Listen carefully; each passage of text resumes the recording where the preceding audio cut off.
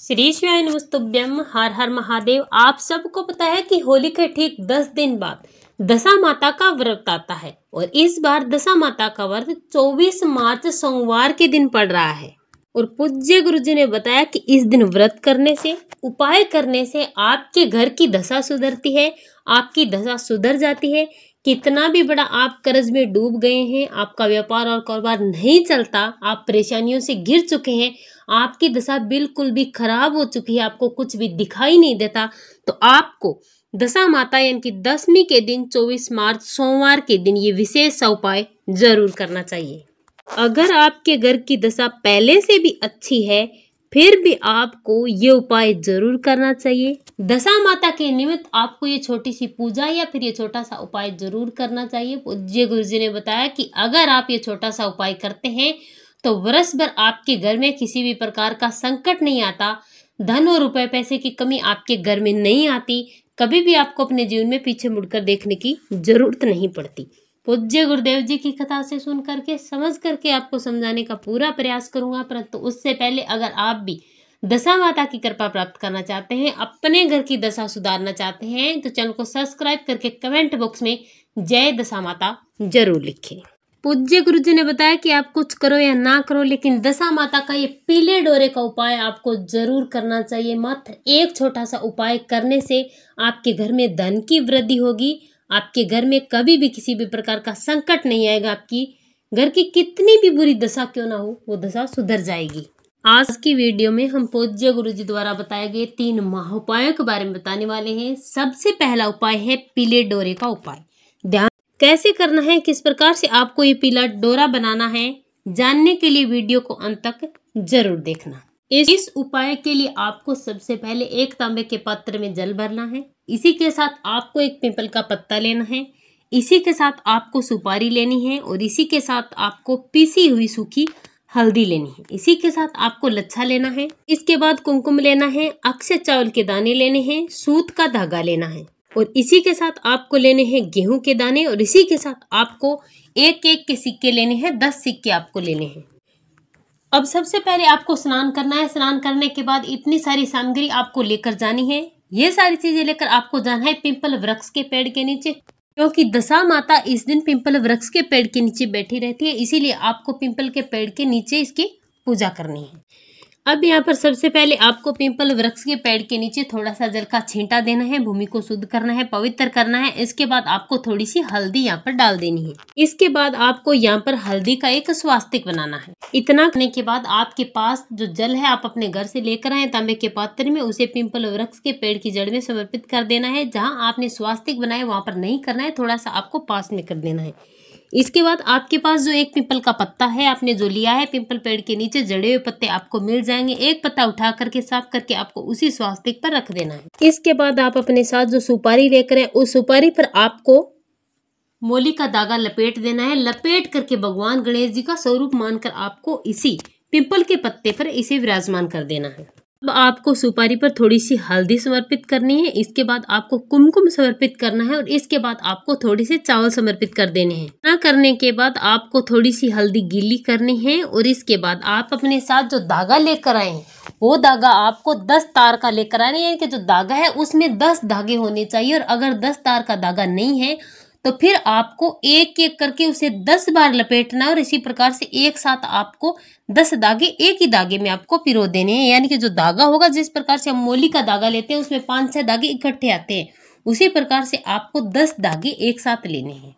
इतना करने के बाद जो धागा है उसे आपको हल्दी से पीला कर लेना है, इसे डोरा बना लेना है। आपको इतना बड़ा लेना है जितना आपके गले में आ जाए, अपने गले के अनुसार माप करके आपको धागा लेना है। इसके बाद इस धागे में आपको 10 गांठ लगानी है। माँ दशा माता का ध्यान करते हुए आपको 10 गांठ इसमें लगानी है। इतना करने के बाद इस डोरे को आप अपनी थाली में रख लीजिए। इसके बाद आपको पूजा करनी है पिंपल वृक्ष के पेड़ की। तो पूजा कैसे करनी है ध्यान से सुनना। सबसे पहले आप अपने साथ जो कुमकुम लेकर आए उस कुमकुम को आपको अपने सीधे हाथ से पिंपल के पेड़ पर तिलक करना है। 10 बिंदी आपको लगानी है कुमकुम की पिंपल के पेड़ पर। 10 बिंदी कुमकुम की लगाने के बाद हल्दी की 10 बिंदी आपको पिंपल के पेड़ पर लगानी है। लेकिन ध्यान रखना जो ये आप बिंदी लगाने वाले हैं वो नीचे से ऊपर की ओर लगानी है।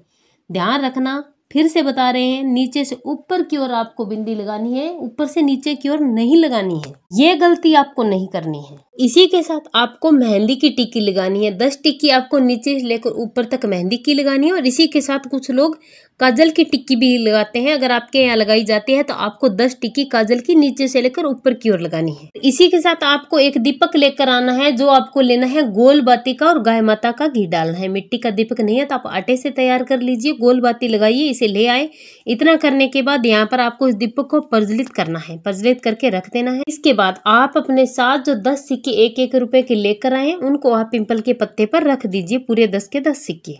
इसी के साथ आप अपने साथ जो गेहूं लेकर आए हैं, उस गेहूं की आपको इसी पत्ते के पास 10 ढेरी बना देनी है। और इसके बाद आपको भोग लगाना है। इसके बाद आपको भोग लगाना है। भोग लगाना है आपको आटे से बनी हुई चीज का। अपने घर से आप आटे का हलवा भी बनाकर ला सकते हैं और इस हलवे का आप भोग लगाए। नहीं तो आप किसी भी चीज का भोग लगा सकते हैं, लेकिन आटे से बनी हुई होनी चाहिए। जो भोग आप लगाएंगे तो आपको ध्यान रखना है 10 चम्मच भोग लगाना है। भले ही आप थोड़ा थोड़ा छोड़ दें, लेकिन आपको 10 बार में थोड़ा थोड़ा करके भोग लगाना है। इतना करने के बाद आपको अपने हाथ में गेहूं के दाने लेने हैं और इन्हीं गेहूं के दाने पर आपको रख देना है जो पीला धागा आपने 10 गांठ लगाकर तैयार किया है। और इन्हें हाथ में लेकर आपको आज के दिन नल दमयंती की कथा सुननी है। इस प्रकार से आपको संपूर्ण कथा सुननी है। कथा सुनने के बाद जो गेहूं के दाने हैं वो आपको पिंपल के पेड़ की जड़ में समर्पित कर देनी है और डोरा आपको अपनी थाली में रख देना है। इसके बाद आपके पास जो सूत का धागा सफेद वाला है उसे अपने हाथ में लेना है।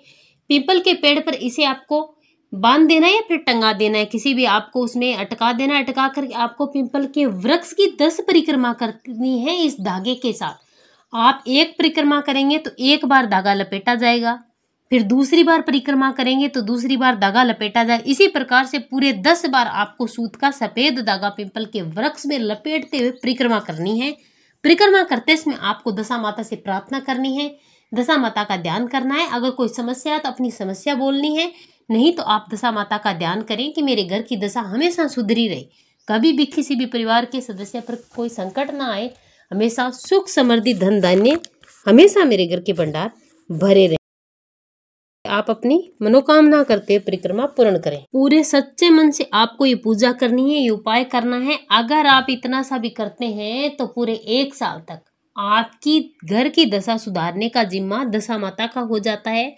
आपके घर की जो भी बिगड़ी हुई दशा है उसे बोल करके इस उपाय को आपको करना है। और अगर आपके घर में सब कुछ अच्छा भी चल रहा है ना, तो आपने अगर ये उपाय कर लिया तो 1 साल तक उससे दुगुना आपके घर में फायदा होने वाला है। और इसके बाद जो पीला धागा है जो आपने 10 गांठ लगा करके तैयार किया है, उसे आपको अपने गले में धारण करना है। और अगर आप अपने गले में धारण नहीं कर सकते किसी भी कारणवश, तो आपको इस धागे को अपने घर पर ले जाना है। अपने घर में धन रखने के स्थान पर आपको इसे ले जाकर के रख देना है, दशा माँ से प्रार्थना करते हुए अपने घर की तिजोरी में। इसके बाद जब आप अपने घर पर जाते हैं, घर में प्रवेश करते हैं, तो प्रवेश करने से पहले आपको अपने घर के मुख्य द्वार पर एक हल्दी का स्वास्तिक लगाना है। और इसके बाद आपको 10 हाथ के छापे आपको छोड़ने हैं।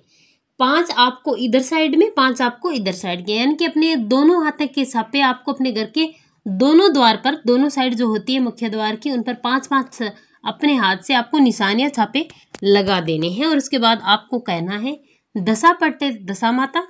इसके बाद आपको कहना है कि दशा पलटे दशा माता सुख समृद्धि प्रदान करे, धन बरसे सुख बरसे, दशा माता कल्याण करे।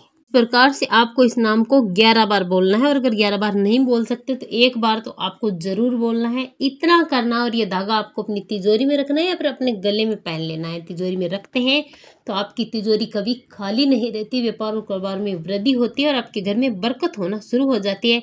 दशा माता की कृपा से आपके सारे कार्य अच्छे होते हैं, आपके बिगड़े काम भी बनने लगते हैं। इसीलिए आप दशा माता का ये छोटा सा उपाय जरूर करें। श्री शिवाय नमस्तुभ्यम।